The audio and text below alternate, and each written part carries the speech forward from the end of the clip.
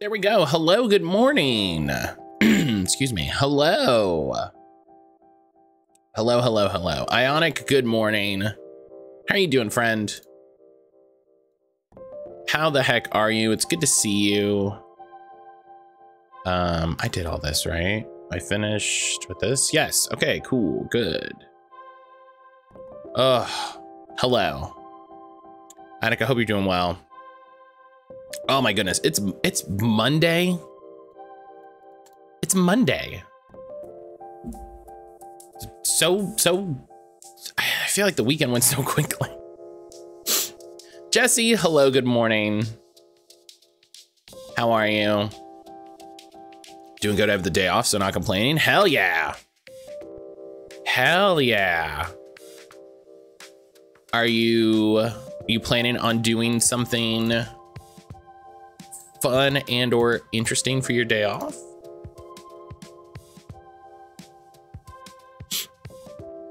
I'm doing all right. I'm doing all right. We watched the Barbie movie yesterday, as I put in the Discord. Trying to get fiber installed. The fella here tells me my treat may be problematic and he'll try. So nice to start off with an expectation of failure. He'll try. I do like the idea of a guy looking at a tree being like, I'll try. And it's like, all right, but it's very funny. Yeah. It's first time. It's our first time seeing it.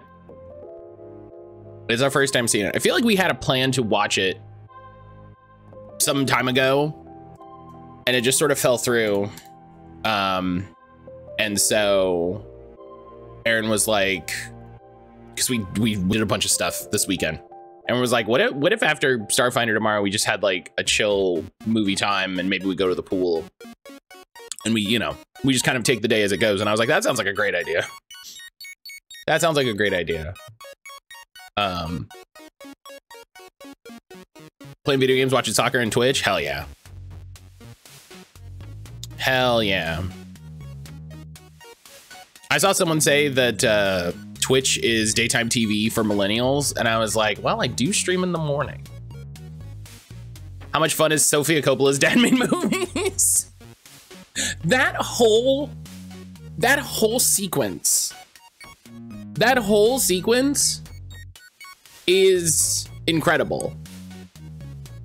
Like, just so very specific, like it's so accurate and so specific and just so like I've met those dudes. I know those dudes. Like I feel like she wrote, when she was writing the script, she was like that fucker Jerry I knew or something like that. Like it is so specific to types of dudes that I'm like it had, like there's no way she wasn't thinking of specific guys when she wrote. She's like, yeah, you just have to pretend to not know Photoshop. Like fucking hilarious, swear to God. Last line of that movie annihilated me. Such a funny punchline. Then hard cut to Ice Spice and Nicki Minaj. That was so. Aaron and I both fucking cackled. Aaron and I both cackled.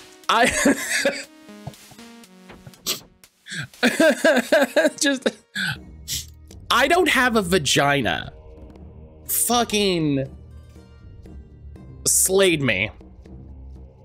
Obliterated me. They would have had to have like 7 takes. They would have had to have 7 takes, because I think if I was on set and Margot Robbie was like doing the scene and she said, I don't have a vagina, I think I would fall over laughing. Like, I would have had to have mentally prepared myself for that line. Barbie impressed me so much how funny it actually is. I think it'd be funny, cute, but nah, straight up hilarious. That's what I was thinking about. I was thinking a lot last night about the movie, and what I think is amazing about like the movie and like the work on it, like the movie as a work, like, you know, written, produced and directed, is that it manages to tell a pretty good Barbie story. You know, it's not superfluously Barbie. It is intentionally Barbie, right? Like it uses the fact that it is a Barbie movie about Barbie. Brian, hello. Barbie movie is great. My partner bought me Ken's hoodie. It's back ordered for a long time. It looks down the barrels of the problem of the Barbie movie and says, let's incorporate this. Right. Like it doesn't, I feel like hot garbage today. Brian, no. Brian, I hope you feel better, buddy. I'm sorry.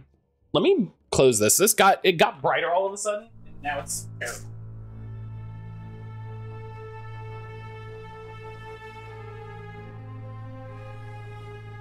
Okay, that's better. Did you eat all those pepperoni rolls in one sitting? God, he might have, honestly. But it manages to make a Barbie movie that's not like sappy sweet or like you know what I mean? Like it manages to tell like an amazing like mother-daughter story on multiple levels. It manages to like give all of the characters with a really big ensemble cast. Like it manages to give a lot of characters a lot of screen time. It didn't fall into a weird, sappy, and intentionally so, right? Like I don't mean to imply that like they accidentally did this. I think obviously this was fully intentional.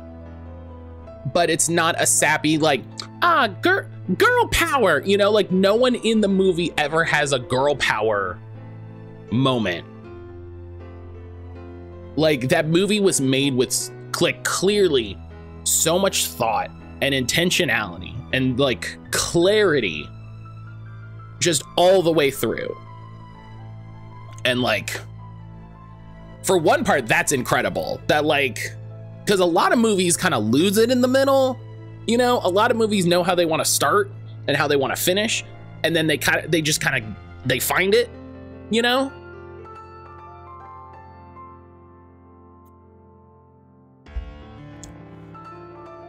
The movie made me cry quite a few times. Yeah, I had a couple moments. Excuse me. And it's just like nothing, despite it being a really funny movie, like we talked about, nothing feels hokey, nothing feels overdone, nothing feels like, you know, nothing feels like a weird pointed like gag, you know, like the last line is probably the only bit that like you could quantify as like a literal bit. But even still, like, shout out to America Ferrera. Many people said I look like back when she was, ow. Yeah, ouch, jeez. Yeah, no, America Ferrera fucking killed it. That was the other thing I was saying. Like, everyone in this movie, like, crushed it. Like, everyone in this movie, everybody who was in this movie, top to bottom, back to front, was great. Like, was absolutely perfect for the role. Even the random, like, corporate dude with the vest who, like, shows up more in the movie than I thought he would. Like, it's kind of funny. It feels like the movie just sort of carries him along, even though it kind of forgets about him. But that's fair because he's forgettable. Like,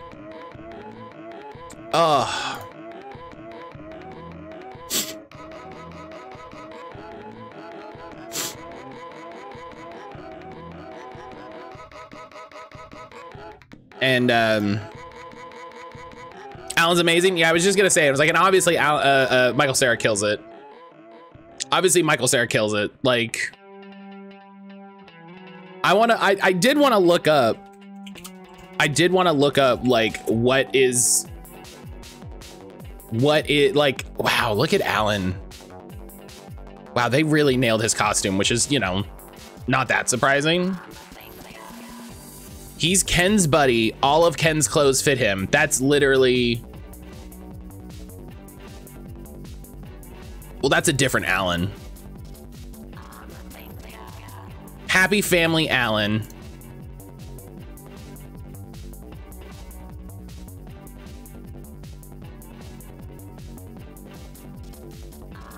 I did this character in Paradise that is specifically hell. Where's my like Alan like 45-minute like prequel movie? Wake up the men in the Barbie land, avoid magic ring Ken. Magic earring Ken, thank you very much, but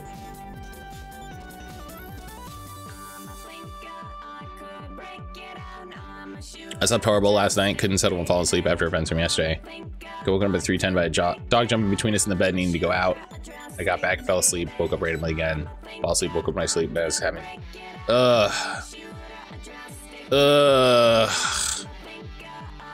Brian, I'm sorry, that really sucks. Amazing costuming, incredible set design, full sound stages for... Yeah, like they made the shit out of that movie. Like, in a way... In a way that, like, I'm shocked they did it.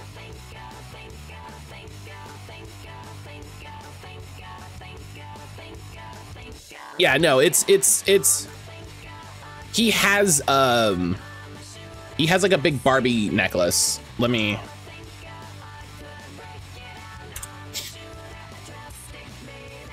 Yeah, magic earring Ken. Known as Gay Ken, companion to its earring magic Barbie, one of the 5 dolls in the earring magic line. Barbie's Gay Ken Easter egg.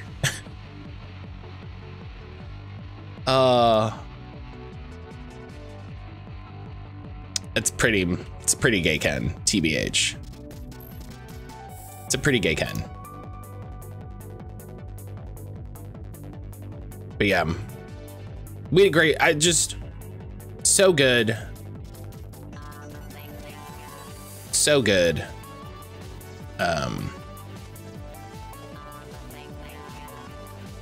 Size of the ring looked at like it. It's a big, I mean, listen.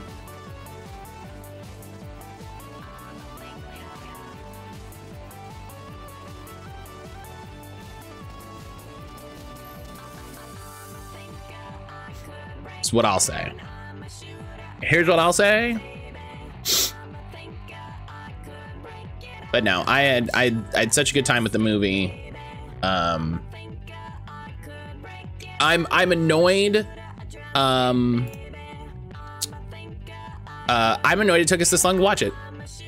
And that's not like, you know, me being mad at anyone in specific. It's just like, oh damn. I wish we'd gotten to this sooner.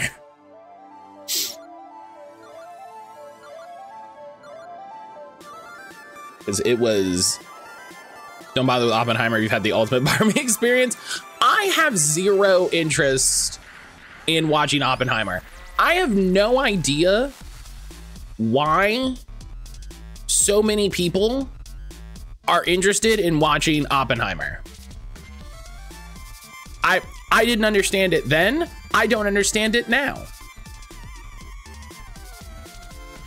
Like, why do I want a dramatized retelling of one of the worst moments in American history that didn't directly involve us oppressing a marginalized group, which even still probably happened. You didn't go to film school and meet all the Nolan points. Oppenheimer is such a good movie. I love it. I'm glad you enjoyed it. It is definitely in the criteria of movie for me that I see the trailer and go, no. I'm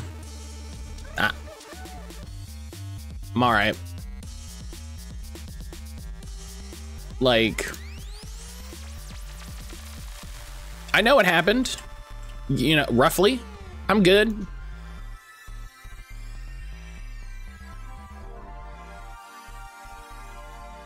It's one of John Waters' favorite films of the year. I can see why. It's a thrill based entirely on talking, which is very art fart.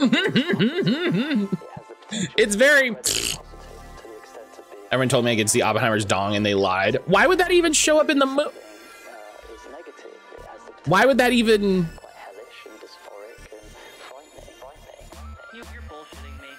He has a sex. How does that even come up in the movie? Hi, happy Pride. What the fuck? What are you talking about?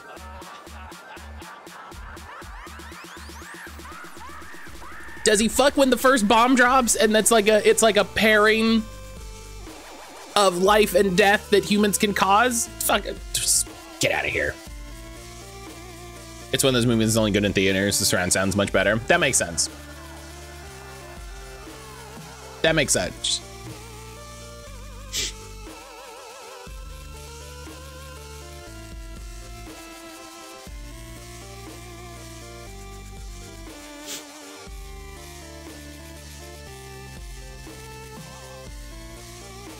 That makes me less interested to watch the movie.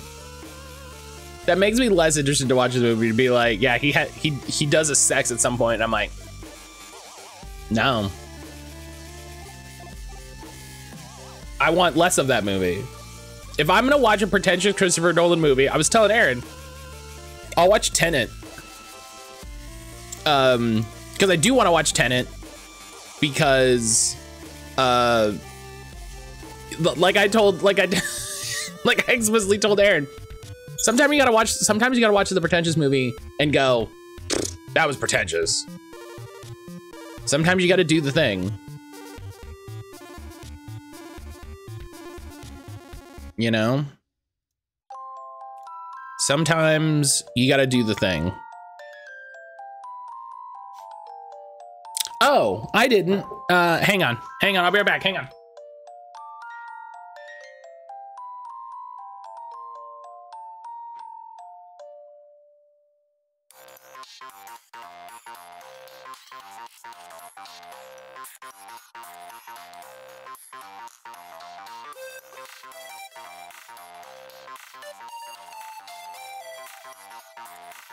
Ugh. All right, hello. I'm gonna test fishing once I get back. I'm not back. Don't count it. Don't count it. I didn't say I was back yet. Doesn't count. He's guarding my life ardently every time this dude walks back into the house. Good job, Edie. Good job, Edie.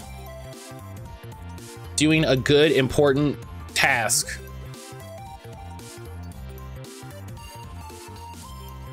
Okay, I'm back now.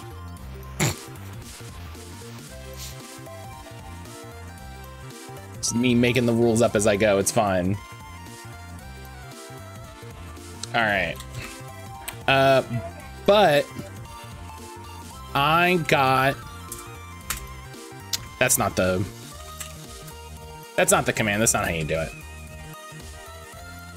I got some cool stuff at Free RPG Day on Saturday. I did a TikTok, so if you want to see more of the stuff, you can go excuse me, you can go check out my TikTok. But I wanted to show off the two big things that I got because I was very excited. I was very excited to go and pick these up. First, I got a copy of 1,000-Year-Old Vampire by can't remember if it's like Tim Hutchins or Tim Hutchinson. Tim Hutchings. This is a really, really cool game. It's a solo game. It's one of like the best solo games. People love it. People adore it. You play as a vampire as you go through like your life as a vampire. You kind of start as like a regular guy, and there's prompts that you have to answer, right? And after you do a prompt, I think it works out, you have to roll to see how much time passes. Like you roll for one prompt to the next, and that sets up how much time passes. And there's like you have specific things that your character has, right? Like you have connections, you have memories, and you have resources. So like the example I told my friends, you know, 10 years might pass, or 50 years might pass, and that girl you were sweet on in the village might be dead because it's been 50 years, and that's just how it goes. Or 10 years might pass and she's still alive, but due to the prompt, you have to eat her because you're a vampire. And, you know, that's how it goes, baby. So, it's a solo journaling game. It's one of the big ones. And like this book itself is absolutely gorgeous. So it's a thing I've been wanting to pick up for a while. So I'm happy for that. And my big planned purchase was the core set for the Mothership Sci-Fi Horror RPG. This is great. Matt, did you buy 2 horror games? Yep. Accidentally. This game is great. This is like Aliens, the TTRPG. This is like Event Horizon, the TTRPG. I know other scary sci-fi movies. I can't think of any of them now. Jesse, you'll be happy to know they list Tetsuo the Iron Man, that horrendous movie, as one of their inspirations. Really get into the fears for queers event. Here's the little warden screen, which I love because it's just a piece of art that has a bunch of tables. You know, just to help you run the game, which I always love.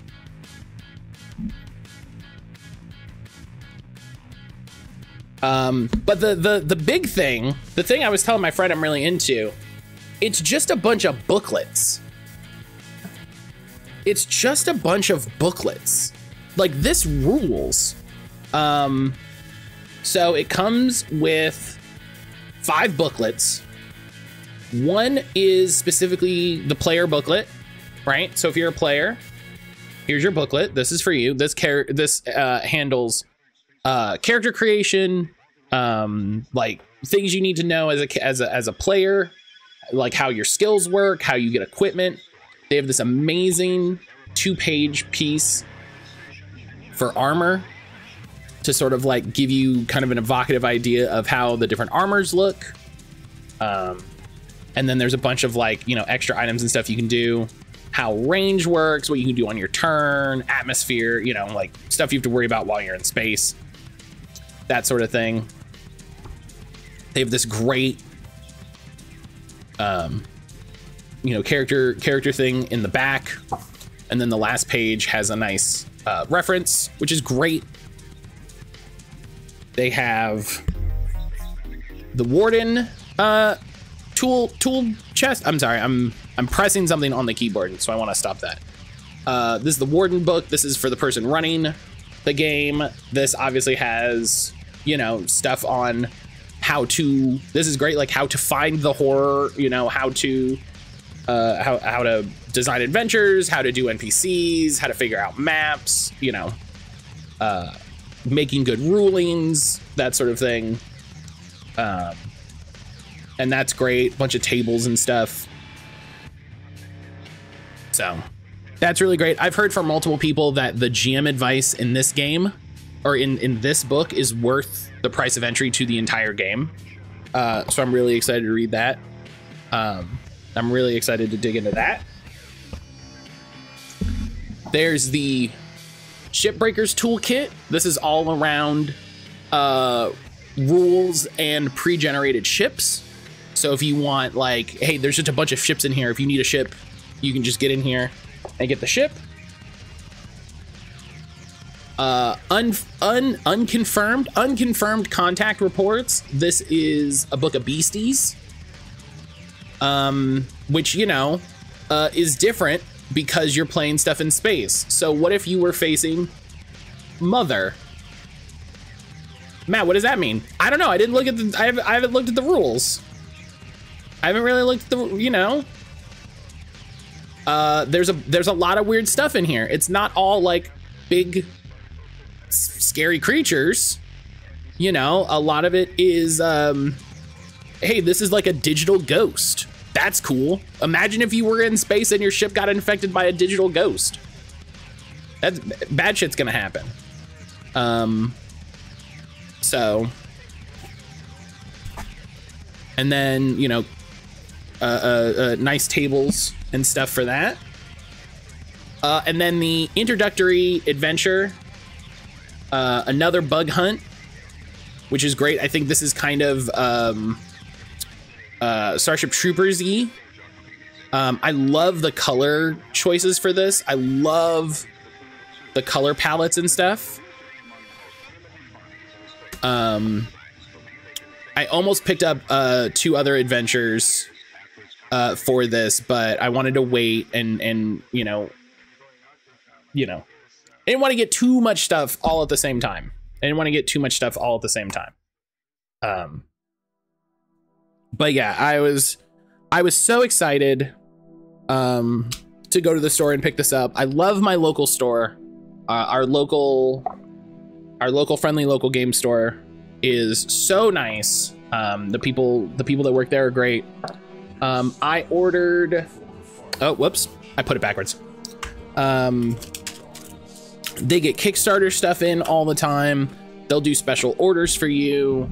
They have a used shelf where you can sell your old stuff, which I think is great. I think is a great thing to offer the community because, you know, sometimes you want to get rid of older stuff, and I think it helps. It helps, you know, keep people coming into the store because they know, like, oh, hey, you know, I can sell my old copy of whatever for $40 and then get that as store credit, you know, and then I've got $40 to spend or whatever. We did that a bit after we moved. We went through our games and we're like, we're not playing any of these things. And so we took them and bundled up and figured out the prices and went through it, and we sold our games, and then we bought more games. It was great. So yeah, I'm super excited with both of those. I have so much of my TTRPG library is PDFs, you know, which is fine. It's so much easier and so much cheaper to get a ton of PDFs. But for stuff that's really fun, for stuff that, you know, you want a physical book, you want a physical object. So I'm very excited. Very excited.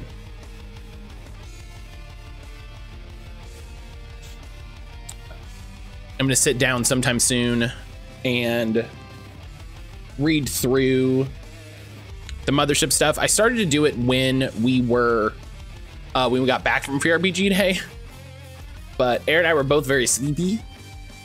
So Aaron ended up taking a nap. I just sort of dozed on the couch.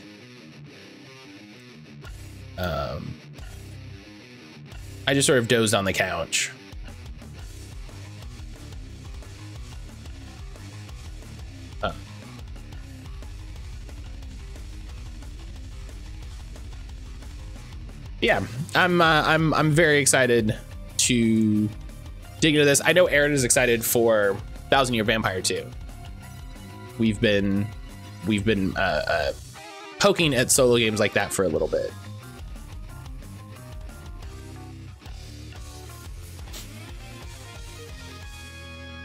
But all right, let me have a little tea here.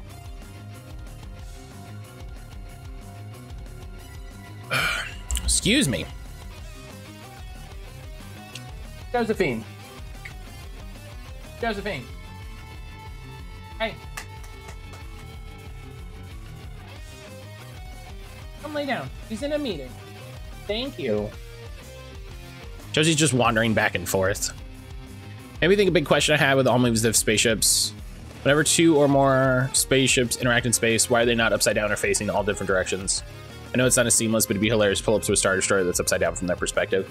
It's because 9 out of 10 times, it is absolutely a stylistic choice for the audience.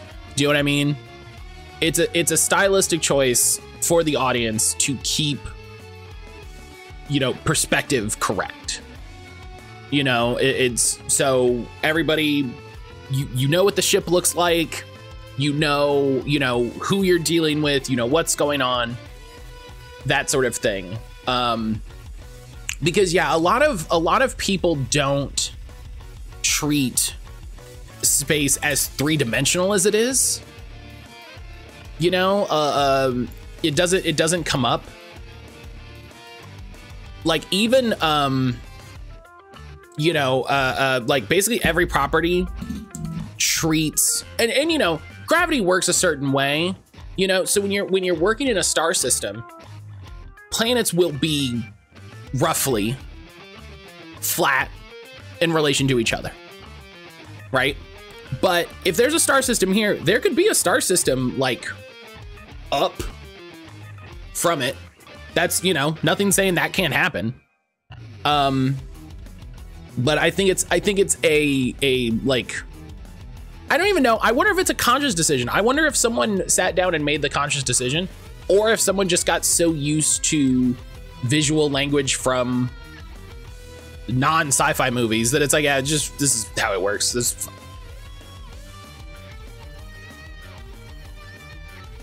you know.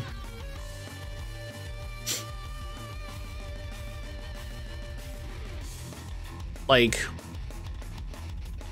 it doesn't, you know, it doesn't surprise me that every, you know, like planet in Star Wars. No, come on, Josie, where are you going? Come lay down. Where are you going? Where are you going?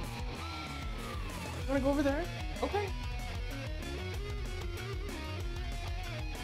He's not over there. He's in the office. He's in a meeting. Josie, come lay down. Come lay down. Oh my goodness. Come lay down. Go. Go. The map of the galaxy in Star Trek canon is flat. It bothers me. That's silly. That's silly. That's not how space works. That's... Hey, listen, Star Trek? Fuck off.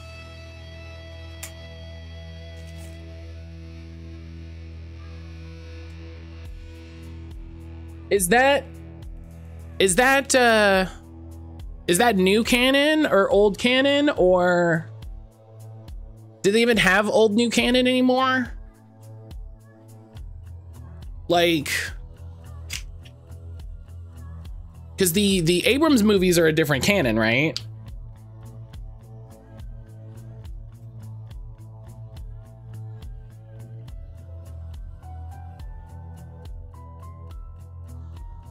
The Abrams movies are a different canon. Or did they somehow... Did they figure out a way to put that all together?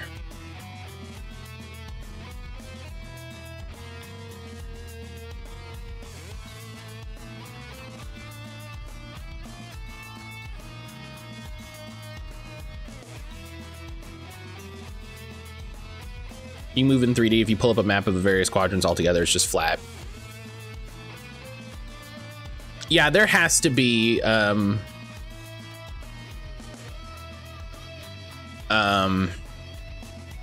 has to be star systems that are not flat. That's just not how it works. That's just not how space is. But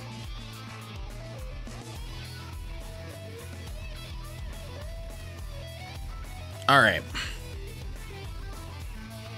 After the weird indulgence in TTRPGs, thank you. Thank you for listening while I talk about TTRPGs at you. Space is confusing. Beam and I understand space is 3D. I know that gravity in space due to all the different objects, but it would give another reason ships do would be facing all different directions. I understand why they don't. It would be so funny. Yeah. Yeah, I think it's one of those things where it's like they could, but I think at this point, if you did it, people would complain that it was wrong. Do you know what I mean? I feel like people would complain and be like, why are the ships all weird? This doesn't make any sense. And you're like, okay, well, okay. The ships set off from different and I think it's just one of those things where it's just not worth having that argument. I think with like camera angles and movements, things like Dutch angles, very noticeable camera movements are purposely disruptive and draw your attention.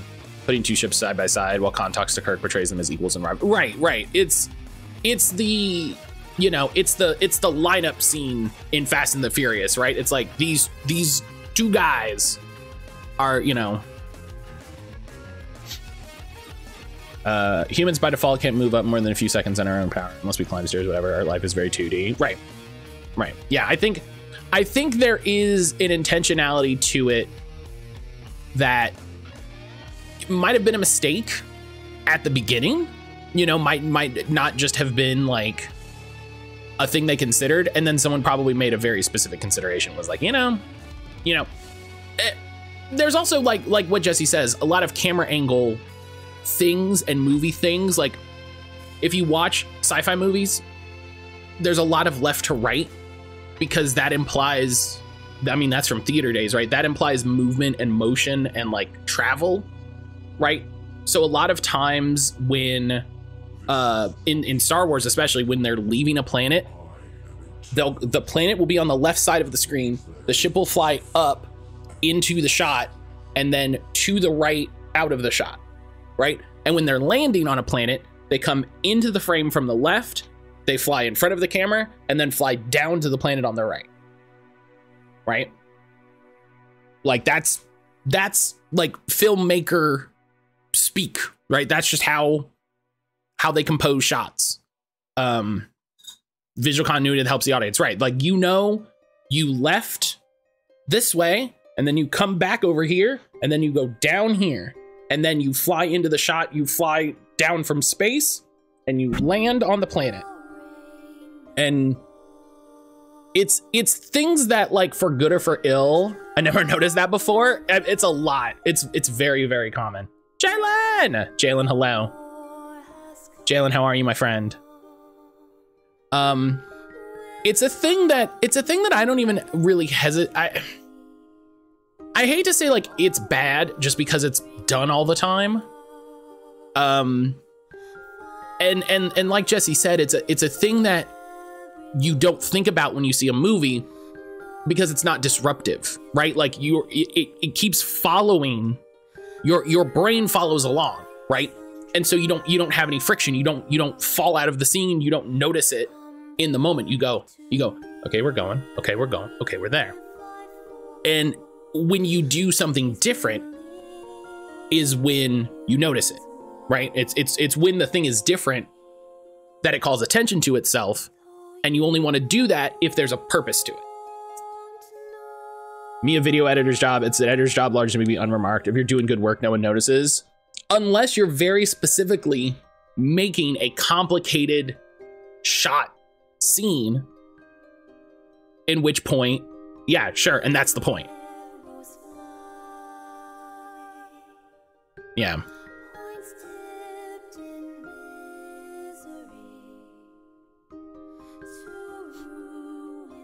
So yeah.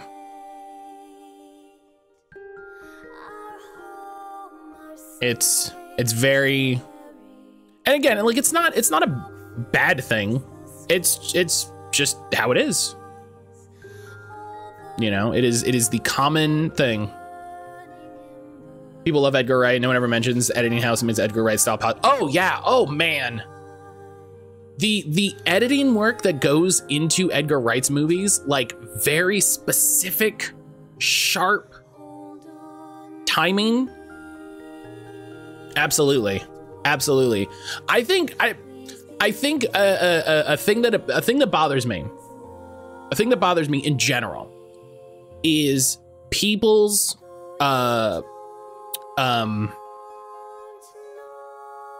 tendency to attribute the work of a large group of people to one individual, right? You see it a lot with filmmaking. You see it a lot with games. Paul Matchless.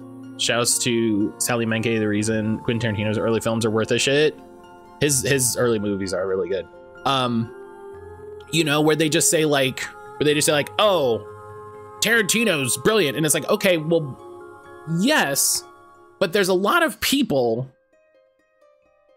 that had to be involved to do the thing, right? Like someone had the idea, and that's fine, but it also required a number of skillful people surrounding him to execute that. You see that in sports too. Oh yeah. Celestian, hello. Celestian, good morning. I think a lot of people discount. I don't even think discount. I think a lot of people straight up don't know the amount of people that it takes to keep, excuse me, a sports team like sports ready. It's a huge amount of people. There's a lot of people. But yeah, it's a thing that that bugs me. Film editing used to be women's work because it was manual labor akin to cutting and sewing. When men started taking on the world, they deemed it an art form. Why doesn't that surprise me? What? You know?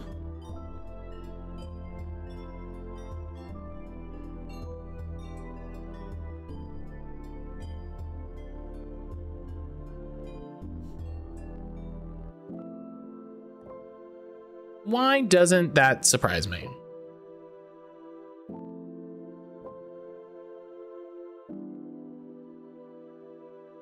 Maybe it's because I live in the world.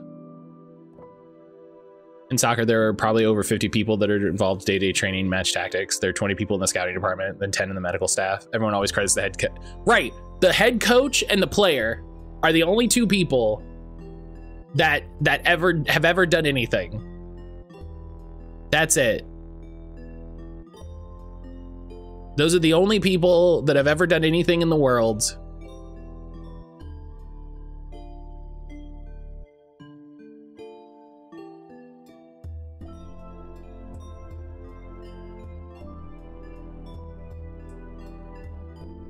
Not only does it need to be talked about more, I think we need to keep looking at the history of director salary rates for given fields and industries. Oh God. I believe it.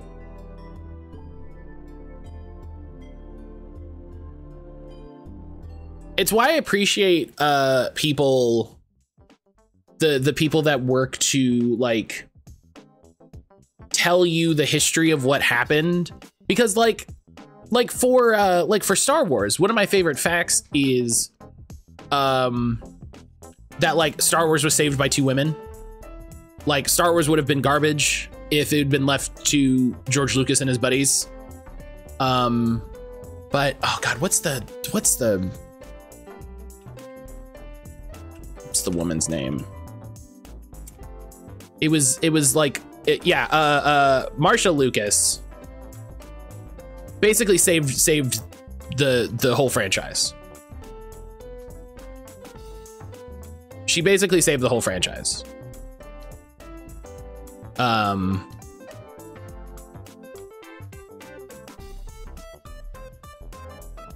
And was like incredibly accomplished in her own right and never gets talked about.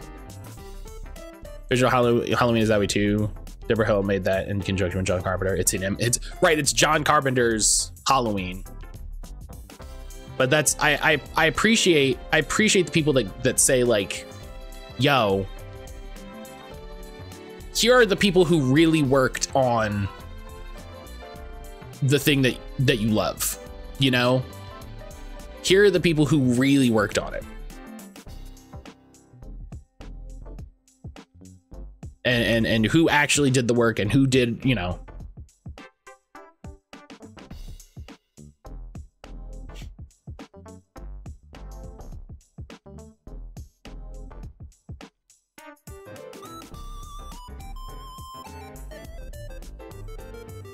I mean, one, because I love learning about stuff, you know?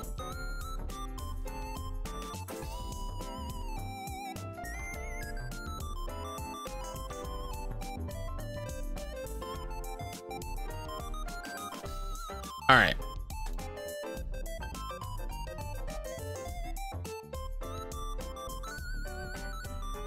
Oh, we can keep talking about this. I don't mean to poop on the conversation, but I got 1,000 spooky floors to get through, y'all. I got 1,000 spooky floors. Women's work in films, unfortunately, remain as stratified as ever. Women rarely got pushed in support roles. Even when I was making student films, there were a lot of women working at the start, but unremarked or were forced out. Boo. Just me on the sidelines. Boo. Oh,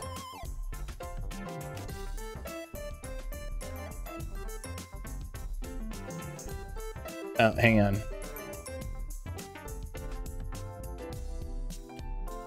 Fixed resolution. Just gonna have to keep doing that, I guess.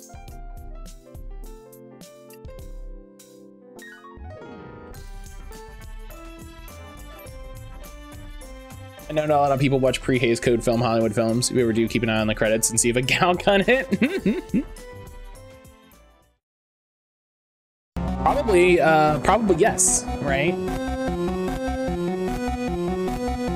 Probably yes. So hi everybody, content warnings for what we're doing today. Today we're playing Spooky's Jumpscare Mansion, which is a game that pops up with a warning of gore and graphic violence. So I gotta put that in there. It's called Spooky's Jumpscare Mansion, so there's probably gonna be jump scares, there's probably gonna be loud noises, there's probably gonna be bright and flashing lights because it's a video game, so there's always bright and flashing lights. So as always, you know, the going line for, you know, Queers for Fears for June has been, do what you have to do to take care of yourself, right? If you're not having a good time, if you're feeling uncomfortable, anything like that, do what you gotta do. If that means, you know, muting the stream, if that means going audio only and you know, and focusing on chat, if that means taking a step away and coming back later, you know, please do what you have to do to keep yourself happy. That's what I'm most worried about, and that's what I want to focus on. So, like I said, Spooky's Jumpscare Mansion, I'm gonna hit play because I'm fucking, these lightning strikes are bothering me. We were in room, oh right, it's mouse and keyboard. I'm just like doing this. I'm like, how do I turn?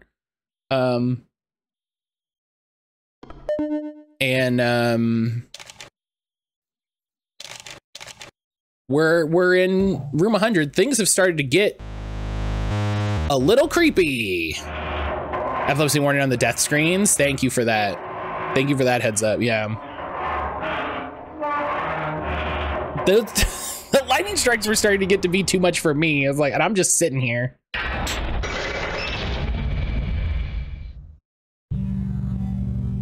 Understanding thing, welcome on in. How are you?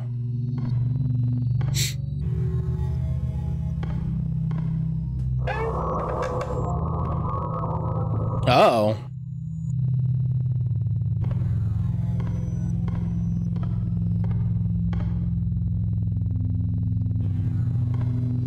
Okay. We're dealing with new things. Oh, did I just turn really quick? Okay, I just turned really quick. Oh, right, I can't lower the mouse sensitivity.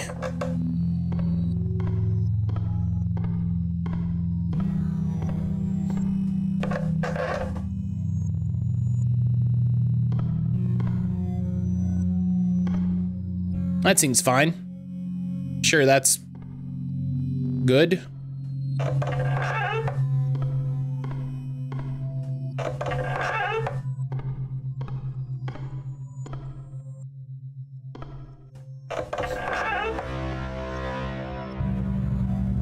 Hello? I like that.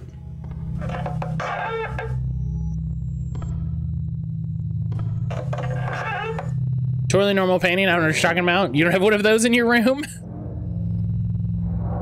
This seems different.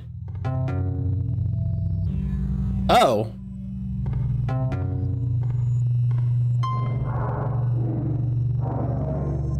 Oh, okay.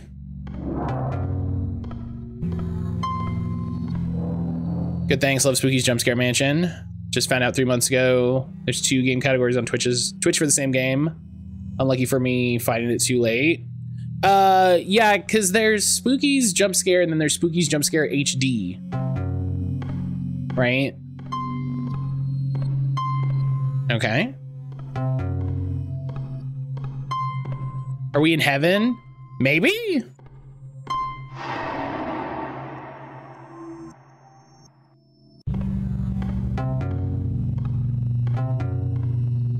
Wait.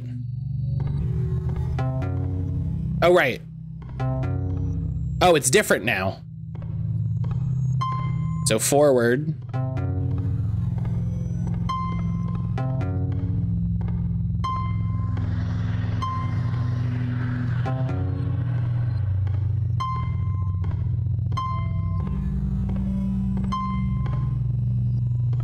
Forward, right, forward, left. Okay.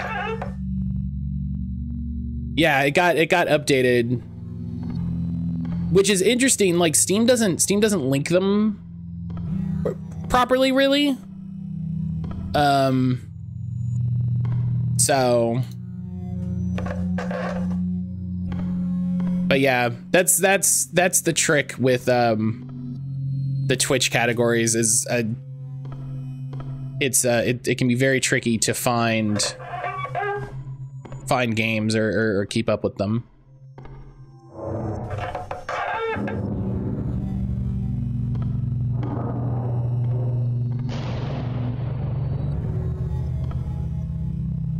Okay, listen, I'm just gonna keep moving. There's no reason for me to like hang out, you know?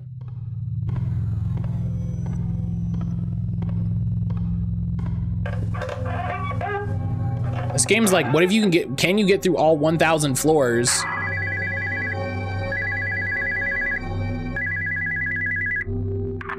Hi. Hi? Yes, hello. Hello? Yes, hello. This is a FNAF joke? I look directly into the fan. Yes, hello. Hello. Hi. Thought the walls were flashing, it's just torch being weird. Hello? Oh, nice, they got ooze. Yes. Hello. Kira, hello.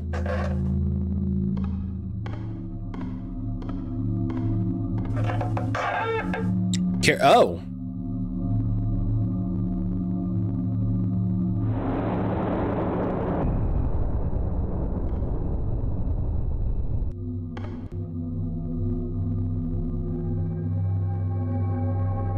First few games relay instructions to you by way of voicemail.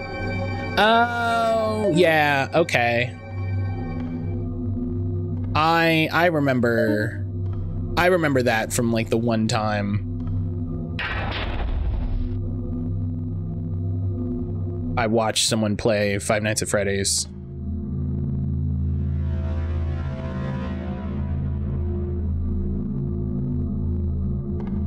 Are we in SCP headquarters? Oh. Well, that's bad. Subject 5 is growing more and more restless. I told Spook we need more funds for sedatives. She laughed and flew into the ceiling. Without more chemicals to keep these things docile, I'm not sure how much longer we can keep them here safely. Put it down, thank you. Someone spilled ice, oh no. It looks like the Hawaiian Punch one too. That's a bummer.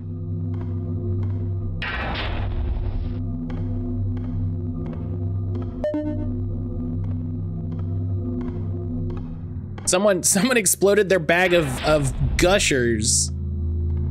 Someone just stomped real hard. I believe subject 5 is loose. The glass around its container is shattered. I faintly hear clicking coming from the ceiling. I don't know what will happen now. If it's out and alive, this is probably my last report. The clicking is getting louder now. Yeah, it's probably bad. No, my ecto cooler. Ninja Gerbil, hello.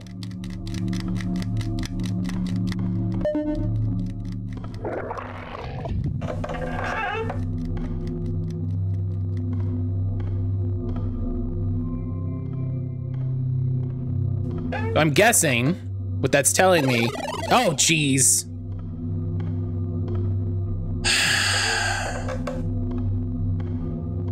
Yeah, I don't know what that is. I'm not gonna hang out under that for longer than I need to.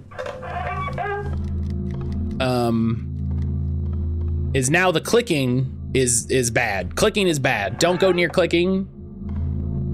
Don't hang out near clicking. Just jump up there and lick it. That'll be fine, I'm sure.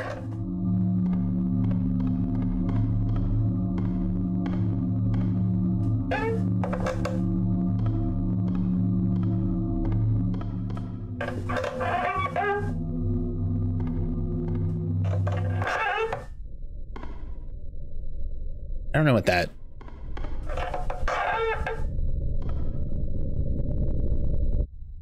Hello.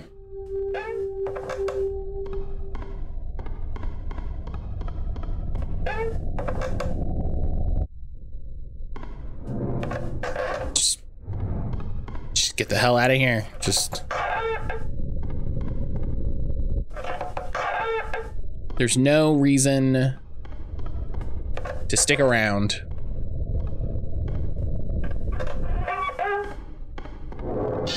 Oh, gee.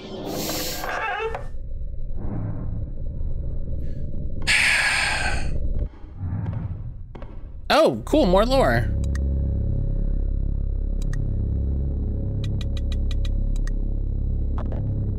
No?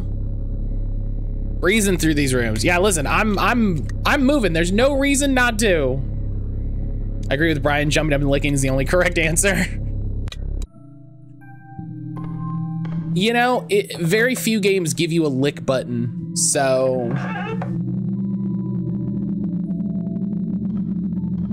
Very few games offer an option to lick things in your environment, so.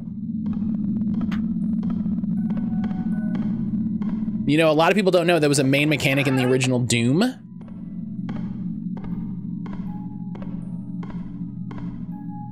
There's a lot of licking. Matt in make good time mode. Like my dad when we would drive to Florida, we got a long way to go. We gotta make up good time. We gotta make good time.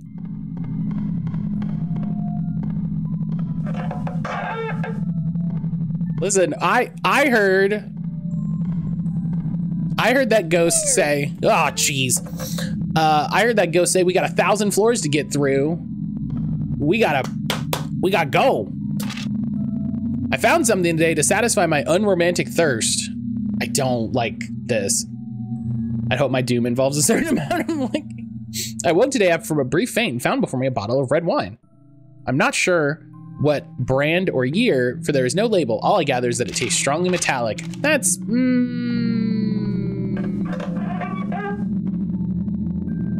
that's fine. You know, I'm gonna have a sip of tea and we're just gonna appreciate this painting really quick.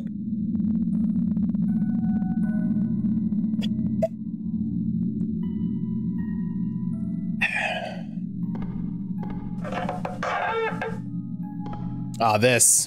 All right.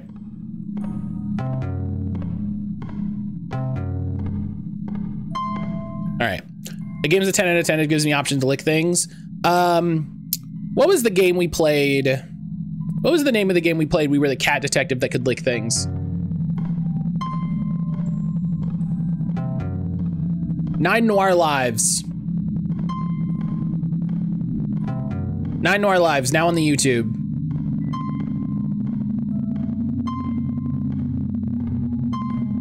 Nailed it. Puzzle champion.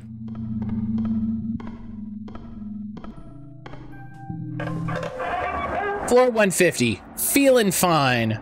Feeling good. I don't think that was wine. No, it wasn't.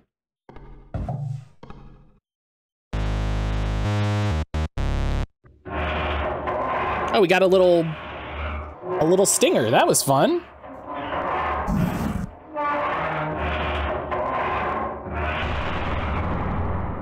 It was Fago? Oh no.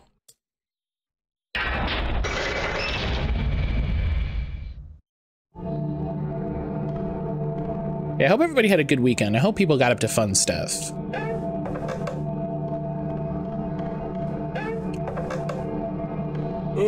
Excuse me. We're having good times.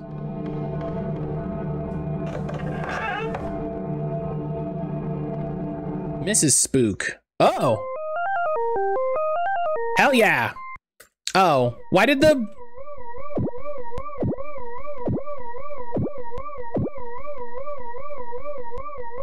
Oh.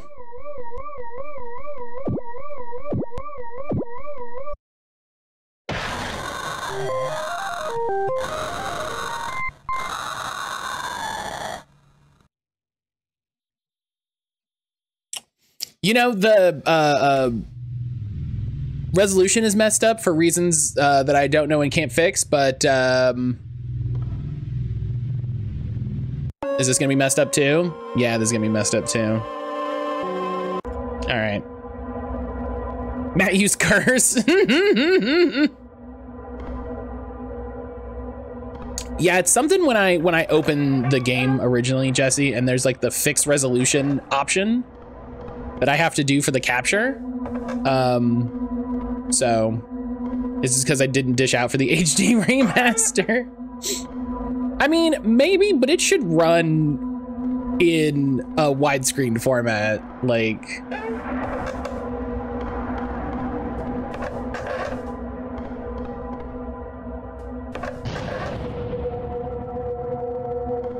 Jalen, did you end up going to Free RPG Day? Oh, we're here again.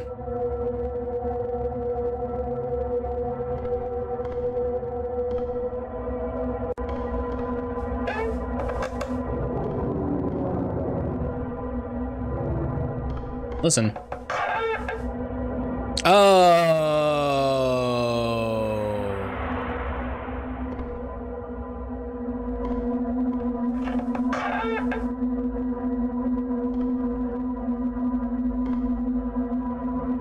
I did. I got my hair washed and retwisted. Hell yeah. No, this is not the HD remaster.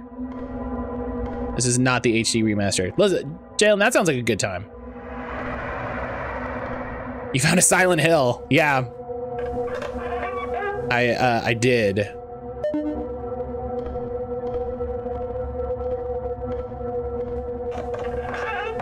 So of course I avoided the sin that is TTRPGs.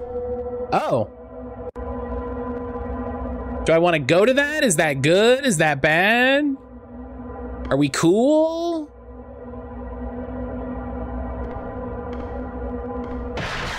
Ow! I don't want to go to that. I don't want to go to that. We learned. We learned it's bad.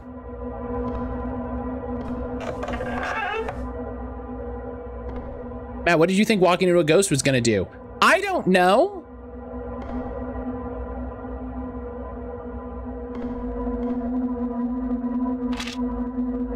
Matsuri never came to class today. I hope she made it home okay.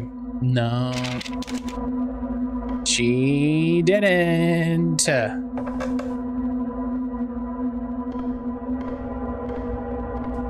I need to go get my hair done.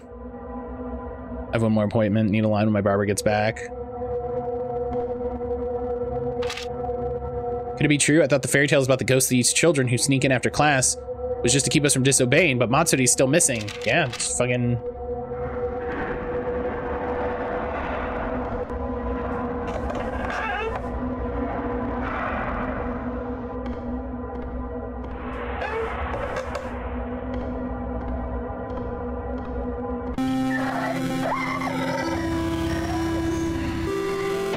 Ow! What the? Oh! A thing appeared and I didn't see. Oh, when those things jump out, they do stamina damage to you. Oh, cheat. All right. I'm guessing she's still chasing me, so I'm just gonna keep running.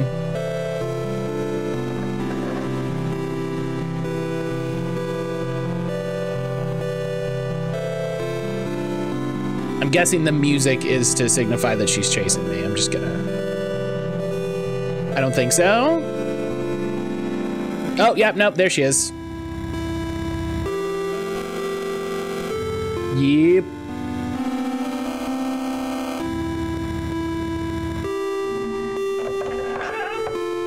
I haven't got my hair done since May 2023. I guess it's time. Yeah, I haven't gotten my hair cut in a really long time. And I've been... ow!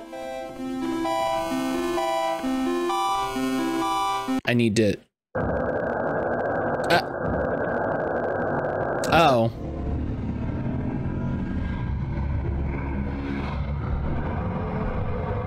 Well, that was... all right. That was quick. You got vored.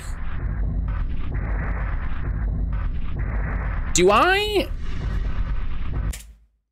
Hang on.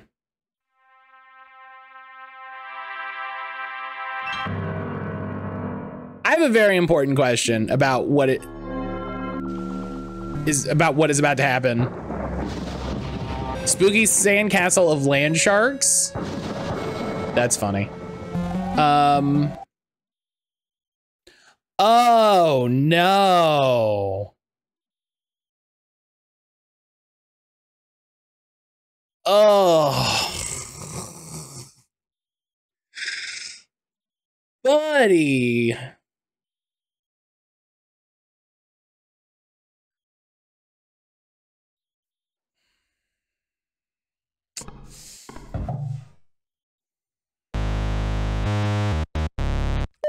Here, how about this?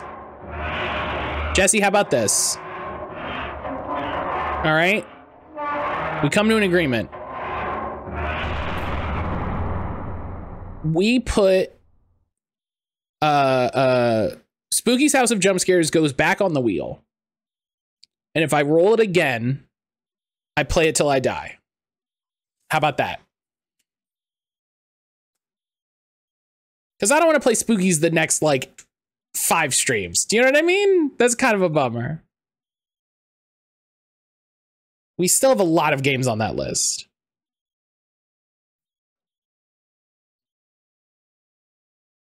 How does everybody feel about that? Does everybody feel good about that? Oh, Jesse's talking to the tech. Okay. Hey, listen. We'll keep playing. I like that idea. Yeah, I think it's, you know, I think it's reasonable. You know, we've got a lot of spooky games. Like, still waste the team. Oh God, Jalen, I watched a little bit of the beginning of that. I watched a little bit of the beginning of that because Remap was doing it on GeForce Now. And I'm like, you know, this is good. I think this is a game that we can come back to easily. Yeah, that's my vibe. And now that I know that death is so specifically punishing, I'll be more careful. You know? Go ahead, boot it up. Let's go, homie. Still talking that. Yeah, no, do what you gotta do. Do what you gotta do. Do what you gotta do, Jesse.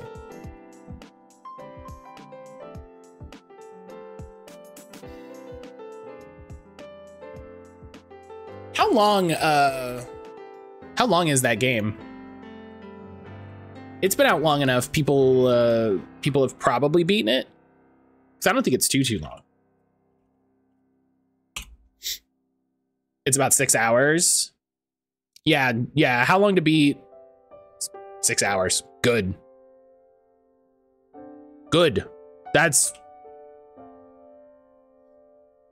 I think that's the sort of game I'll move the, I thought 3 max. Looks like 4 if you sort of move through it. And then 5 was main plus extras and 6 is completionist, so.